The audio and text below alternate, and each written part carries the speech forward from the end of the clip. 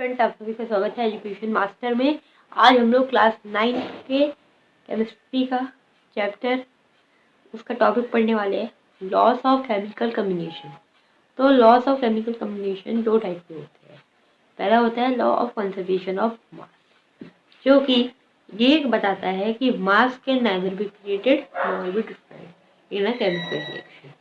कि मास जो है आपका वो कभी ना भी डिस्ट्रॉय हो सकता है और ना ही कभी बनाया जा सकता है किसी केमिकल रिएक्शन में। ठीक है, तो लॉस ऑफ केमिकल कम्बिनेशन का मतलब क्या होता है? क्योंकि कंपाउंड जो है उसको बनने के लिए कुछ सर्टेन लॉस फॉलो करने पड़ते हैं, उन्हीं को कहते हैं लॉस ऑफ केमिकल कम्बिनेशन कहते हैं। ठीक है, अब law of conservation of mass के ऊपर बात करें तो मैंने आप लोगों को loss of conservation of mass के बारे में तो बता ही दिया था कि loss of conservation of mass होते क्या है। ये इसका मतलब ये होता है कि mass can neither be created nor be destroyed the chemical reaction.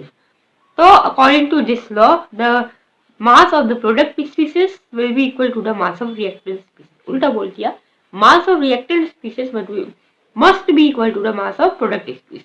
ठीक है, ये थोड़ा सा कभी कभी चेंज हो सकता है जब हमारा हीट होके हमारा कोई मास हो वो ऊपर उड़ गया हो गैस के फॉर्म में, तब हमें थोड़ा सा चेंज देखने को मिल सकता है हमारे मास के उसमें। लेकिन वैसे generally mass of reactant species must be equal to the mass of product species होता ही है। तो लॉस ऑफ केमिकल कम्बिनेशन हमारा ऐसे इसलिए इम्पोर्टेंट हो जाता है क्योंकि ये कुछ ऐसे लॉस होते हैं जो कंपाउंड बनने के लिए जरूरी भी होते हैं। ठीक है, लॉस ऑफ कांस्टेंट प्रोपोर्शन क्या कहते हैं? कांस्टेंट प्रोपोर्शन यानी फिक्स प्रोपोर्शन। तो कोई भी कंपाउंड है बना है, मान लो कोई भी कंपाउंड बना है तो उसमें जो एलिमेंट्स कंबाइन करे हैं तो वो एक फिक्स्ड प्रोपोर्शन में कंबाइन करेंगे।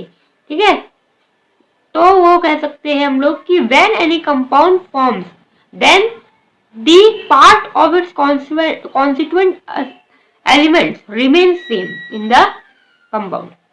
दैट इज मीन्स ऑक्सीजन, अगर आप लोग वाटर ले ले तो वाटर में H2O होता है, हाइड्रोजन के 2 एटम और ऑक्सीजन का एक एटम, तो हमेशा वो 1:8 के ही फिक्स प्रोपोर्शन में फिक्स रेशियो में कंबाइन करते हैं। तो इसीलिए उस केस में लॉस ऑफ कांस्टेंट प्रोपोर्शन लागू होता है। ठीक है, तो थैंक यू, यही तक था आपका ये लॉस ऑफ केमिकल कम्बिनेशन का topic. Thank you, like and subscribe our video. Thank you.